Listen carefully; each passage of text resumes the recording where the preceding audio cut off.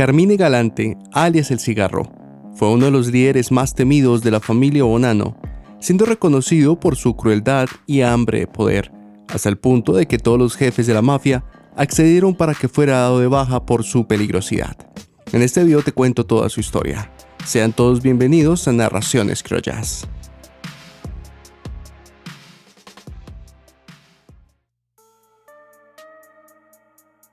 Carmine Galante nació el 24 de febrero de 1910, en un barrio de Harlem al este de Manhattan. Sus padres eran originarios de Castellammare, Sicilia, y habían emigrado a Nueva York en 1906. A los 10 años de edad, Galante fue enviado al reformatorio debido a sus actividades delictivas a tan corta edad. Pronto, a los 15 años, decidió abandonar la escuela y formar una pandilla. Por ese entonces se vivía en Norteamérica la época de la ley seca, y la mafia tenía gran movimiento en la ilegalidad de los licores. Carmine se convirtió en asociado de esta estructura criminal, siendo uno de sus principales ejecutores, aunque en diciembre de 1926 fue sentenciado a 2 años y medio en una prisión estatal bajo cargos de agresión. Un par de años después, luego de pagar su condena, en 1930 sería arrestado por el asesinato de un oficial de policía durante un robo de nóminas, pero nunca fue acusado. Ese mismo año fue sorprendido por la ley junto a otros miembros de su banda intentando secuestrar un camión, y él un año después se declaró culpable del intento de robo. Por esto fue condenado a pagar 12 años de prisión, saliendo en mayo de 1939 en libertad condicional. En 1940 Galante empezó a trabajar para el mafioso Vito Genovese, que para ese entonces era el subjefe de la familia criminal Luciano. Galante, siendo uno de los asesinos más efectivos, ascendió por los escalafones de esta familia a las malas, liquidando a todo aquel que le encargaran.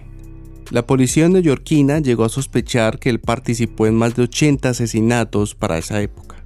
Galante tenía una mirada fría y temible, con unos ojos que delataban una indiferencia absoluta por la vida humana, asustando tanto a agentes de la ley como a otros miembros de la mafia. Sobre esto, un antiguo agente de policía de Nueva York comentó lo siguiente: de todos los gángsters que he conocido personalmente en todos mis años, solo habían 2 que cuando les miraba directamente a los ojos, decidía que no me gustaría que se enfadaran personalmente conmigo.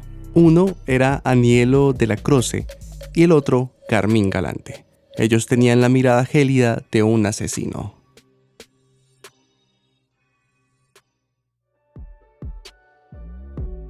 Con el tiempo, Carmine ingresó a la familia Bonanno y no continuó en la familia Genovese. Joe Bonanno era un hombre mucho más estable que su antiguo jefe, así que decidió trabajar para la otra familia. En el 53, Bonanno envió a Galante a Montreal. Aunque Joseph condenaba abiertamente el tráfico de drogas, puso a Carmine al frente de los negocios de la familia en aquella ciudad, para que convirtiera a Montreal en el puerto principal de llegada a Norteamérica de heroína procedente de Marsella, fomentando y potenciando de esta manera la llamada French Connection. Los Bonanno importaban grandes cantidades de estupefacientes por barco a Montreal y luego la enviaban a Estados Unidos. Sumado a esto, se calculó que Galante recaudaba beneficios de juego en Canadá por un valor de $50 millones al año. Aunque para abril de 1956, debido a las fuertes tácticas de extorsión de Galante, el gobierno canadiense lo deportó a Estados Unidos. Para 1957, Galante ascendió a consiglieri de Joseph Bonanno. Estos, en octubre de este año, celebraron una reunión en Sicilia sobre planes para importar heroína a Estados Unidos. Entre los asistentes se encontraban grandes personajes de la mafia de ese momento, tanto en Norteamérica como en Italia. Estando allí en el país europeo, Carmine contrató a muchos jóvenes a los cuales se les llamaba Zips. Ese término era un insulto despectivo por parte de los italo-estadounidenses a mafiosos italianos recién llegados. A estos hombres los llevó a Norteamérica para que fueran guardaespaldas, asesinos a sueldo y narcotraficantes. Por ese entonces a Galante se le colocó el apodo de El Cigarro o Lilo, un término siciliano para cigarro. Eso fue porque rara vez se veía al mafioso sin un cigarro colgando de su boca. En 1958, Carmine fue acusado de conspiración de drogas, por lo que pasó a la clandestinidad. 2 años después, en mayo de 1960, fue acusado en un segundo conjunto de cargos de narcóticos, pero él se entregó voluntariamente. El primer juicio por esto comenzó en noviembre del año ya mencionado. Desde el principio, el primer juicio se caracterizó por jurados y suplentes que abandonaban y por exhibiciones coercivas en la sala por parte de los acusados. El 15 de mayo del 61, el juez declaró la anulación del juicio, aunque un tiempo después, en julio del 62, fue hallado culpable en su segundo juicio por narcóticos, siendo condenado a pagar 20 años en una prisión federal. Estando en la cárcel, un psiquiatra dictaminó que Carmine era psicópata, y es que cuando estaba allí, entre los reos era considerado como alguien bastante peligroso. Se decía que constantemente provocaba a los presos de raza negra lanzando improperios contra ellos. También tras las rejas preparó y planificó su ascensión buscando ser el nuevo capo de todos los capos de la Cosa Nostra.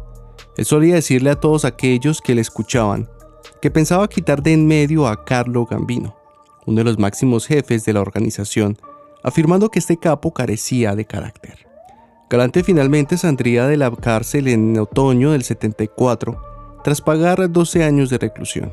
Algo que se dice sobre él, exaltándole en el mundo del Lampa, fue que nunca declaró en contra de nadie, ni intentó llegar a un trato con la justicia, sino que siempre cayó sobre todo lo que sabía, aguantando su condena.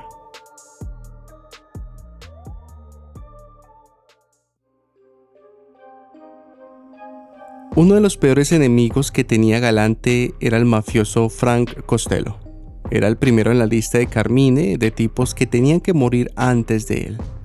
El problema fue que en febrero del 73, mientras nuestro protagonista aún pagaba su condena, Costello murió de cáncer de garganta. Carmine, cuando escuchó esta noticia, se enojó bastante, ya que Frank le había privado el placer de liquidarlo. Cuando salió de la cárcel, una de sus primeras órdenes fue que hicieran explotar el mausoleo donde se encontraba reposando el cuerpo de su enemigo. A pesar de que Costello llevaba 4 meses muerto, la misión fue ordenada con urgencia.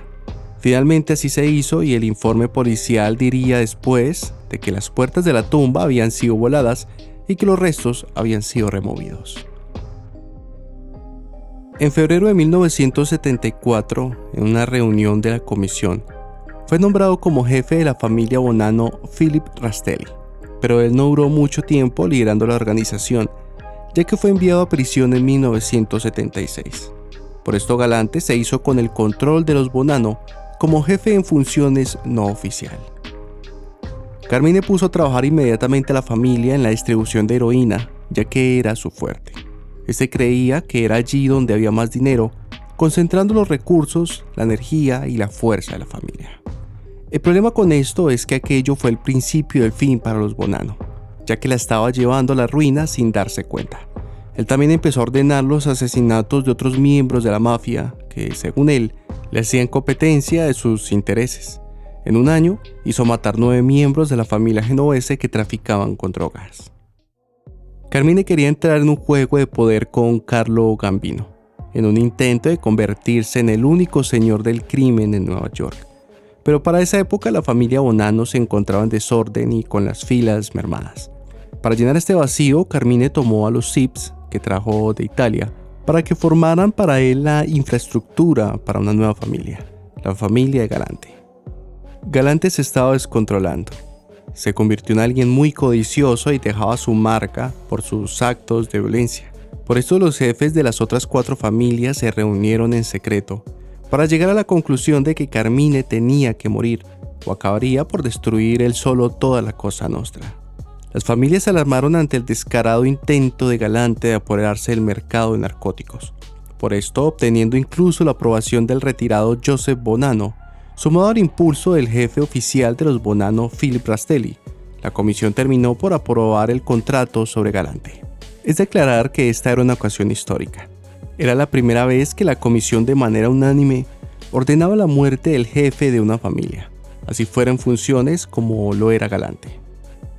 Roy DeMeo, miembro de la familia Gambino, propuso a su asesino número 1 para que se hiciera cargo del trabajo. Según él, Nadie sospecharía del ejecutor porque no era uno de ellos. A él le podían plantar enfrente del mismo Galante y no se haría cuenta.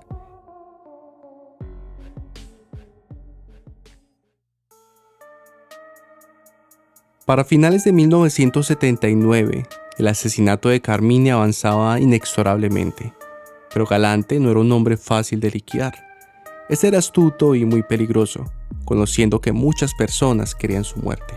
Él siempre iba armado y acompañado de dos guardaespaldas, llamados César Bonventre y Nino Coppola, aunque nuestro protagonista desconocía totalmente que su muerte había sido aprobada por todos los jefes del país de la Comisión de la Mafia. Uno de los guardaespaldas de Galante fue contactado para el ataque. Este accedió de buena gana a colaborar para tender una trampa a su jefe, aunque en realidad no le quedaba ninguna otra opción, ya que si se hubiera negado, sus días estarían contados. Además de que al colaborar, aseguraba el ascenso en la familia. El golpe se haría en un restaurante en un barrio de Brooklyn. El local se llamaba Restaurante Italoamericano de Joe y Mary. La propietaria era una prima de Galante. Por este motivo el mafioso se sentía a salvo y solía comer y cenar allí muchos días. Era pequeño, largo y estrecho, con solo una entrada y una salida. Al fondo había un patio donde a Galante le gustaba sentarse, ya que allí podría ver a cualquiera que se le acercara y tenía tiempo de reaccionar. El 12 de julio fue finalmente el día del golpe. Al poco rato apareció Carmine muy hosco y ruidoso. Él con sus dos tipos se dirigieron directamente al patio del fondo, y todo el mundo allí conocía a quién era y lo trataban con gran eminencia. El gatillero continuaba comiendo y leyendo el periódico, pero no perdía de vista a su víctima. Posteriormente, uno de sus guardaespaldas, aquel que accedió a entrampar a su jefe, se levantó y salió del restaurante. Era César Bonventre. Minutos después, el coche de Roy DeMeo se detuvo ante la puerta, junto a los otros ejecutores que se bajaron del auto. Kuklinski, viéndolo, se levantó enseguida y sin prisa caminó directamente hacia Galante con los ojos clavados sobre él. Carmine, viéndolo, conoció lo que estaba pasando e intentó ponerse de pie, pero Richard desenfundó sus pistolas y disparó en repetidas ocasiones sobre Galante, vaciando los dos cargadores en cuestión de segundos. Sus otros compañeros también ejecutaron a aquellos que estaban acompañando a Carmine, para luego salir del restaurante con Richard después de cumplir su cometido. De esta manera, finalmente Carmine Galante, uno de los hombres más odiados y temidos de la mafia, fue liquidado. Como curiosidad, cuando murió tenía un cigarrillo colgando en su boca, como siempre lo tuvo estando en vida. Por la caída de este capo, las familias de la mafia celebraron, pues ellos se quitaron un cáncer que peligraba acabar con la organización. Espero que te haya gustado el video. Recuerda dejarme tu like y tu comentario. Esto fue Narraciones Criollas.